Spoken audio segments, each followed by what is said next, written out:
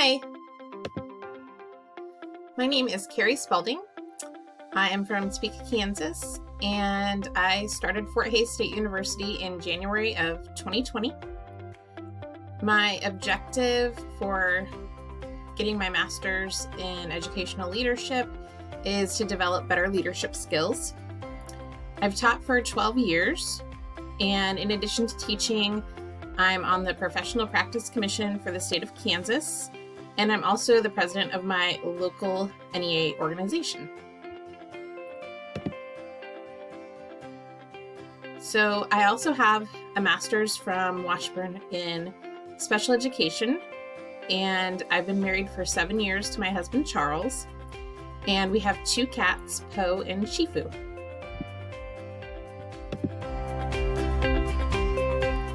So I teach in a building called Pathways Learning Center.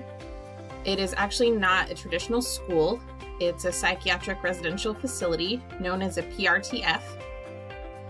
So I actually don't work for Pathway Family Services. I work for Auburn-Washburn, the school district. So we have 2 organizations in one building. So we have the residential facility staff, and then we also have our school staff. So sometimes navigating 2 different entities in one building is a challenge. I have worked there for 6 years, and in those 6 years, I've been a special education teacher, a behavior interventionist, and now this year I'm going to be the lead teacher starting in August. So now let's transition to the rest of Module 1. So we're going to discuss the government support for public schools, individuals and/or entities who are in charge, the government influence over components, and supporting the educational success and well-being of students and adults. So the government support for public schools includes local, state, and federal levels. The local support for public schools, the funding is about half. The guidance for the spending is done locally, and it is also, the financing is done through property taxes. So Harris and others said that together, federal and state governments typically provide slightly more than half of government school funding. But school boards are responsible for funding the rest of their budgets. So that would leave us with the other half. So structure for policy is something else that local school boards provide. They also provide enrollment guidelines, graduation requirements, and they state the curriculum that the school districts will use. The state support for public schools, their funding is about the other half. So the U.S. Department of Education states that about 92% of the funds will come from non-federal sources. So the other half of the local would come from the state. So we have about half local, half state, and then the rest of it would be federal. So the state support also includes enrollment guidelines, graduation requirements, and standards. So you'll notice that some of the support that schools get from local and the state overlap a little bit. So yes, graduation requirements are determined by the state, but then they're also determined locally, to be more specific. And the same with enrollment guidelines. So that brings us to federal support for public schools. And we talked about how local and state make up they're almost about 50 and 50. So about 8% of our funding comes from the U.S. Department of Education. And that targets areas that are in need. often areas that are in desperate need, underserved students. They have definitely a focus to provide equal opportunities for all students. So that's some of their target areas. According to the Center for Public Justice, in order to receive the funding, schools must comply with various requirements from all three branches of government because federal education funding comes from taxation. So they also provide some guidelines.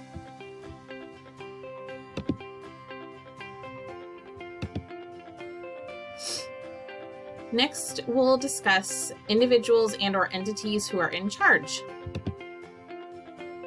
So locally in my school district, our superintendent is Dr. Scott McWilliams. He is paid. He leads our district in decision making. He leads administrative personnel decisions, financial decisions. He works on relationships with students, staff, families, community, and our local NEA organization. He also leads decisions for our facilities. He supervises the administrative staff. He implements the mission of the board, and he provides reports back to the board. Also, a local organization would be our Board of Education. They are not paid, and they conduct district business, and they establish goals and objectives. And often what those two do together, the superintendent and the board, is they balance each other out. So the board makes sure that the superintendent is doing his job, and he also makes sure that he's providing reports to them and make sure everybody has the best information. So the state really has the most power. According to PELSU 2017, really the state is left with the most power. I believe PELSU also mentioned the 10th Amendment to the Constitution, which provided that education falls under states' rights. So the State Board of Education for Kansas is not paid. They have 10 elected members.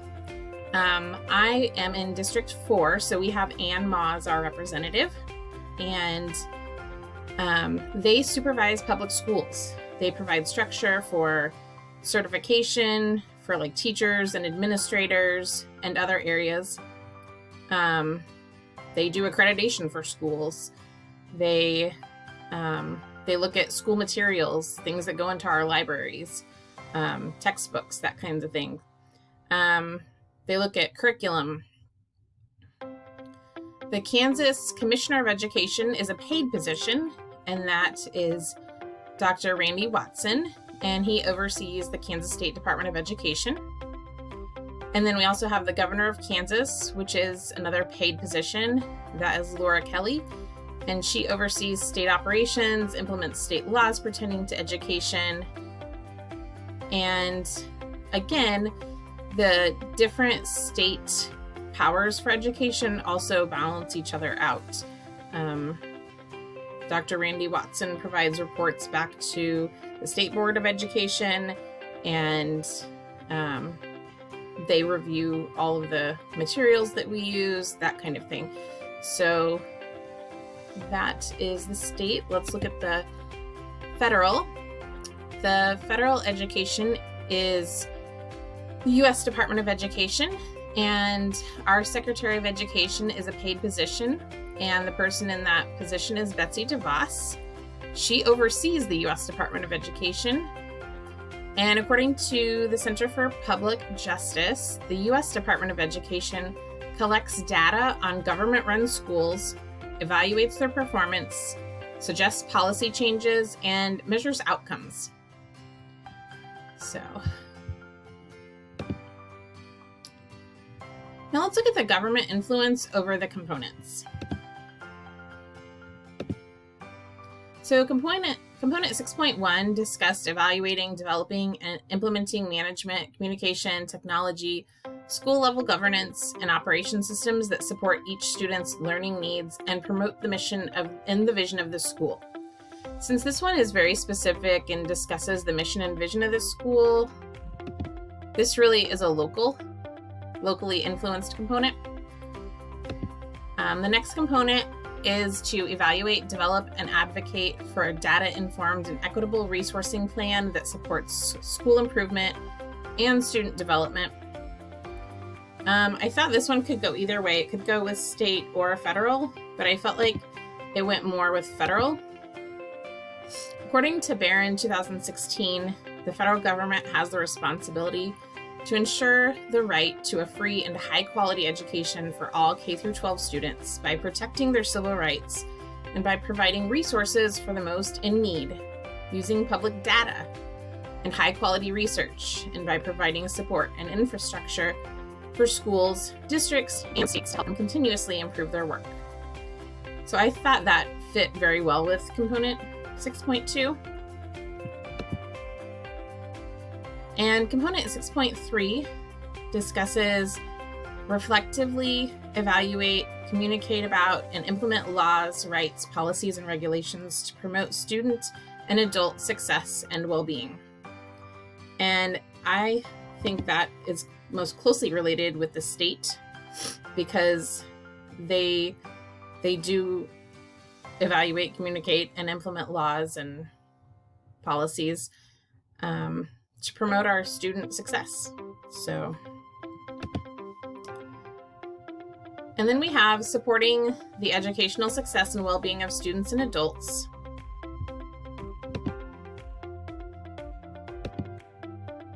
And I really feel like the educational success and well-being of each student and adult is supported by all levels of government working together and in a way that balances authority over the education system. So to me, I felt like it's much like a big puzzle and each part has a role that they play. So when you put all the pieces together, we have a sound education system. According to the U.S. Department of Education, they discussed the limited federal guidance. So while there is limited federal guidance, the federal government maintains policies that state and local institutions must follow to receive funding. The laws and regulations are outlined on the U.S. Department of Education's website. So that's just another way that they all work together. And here are my references.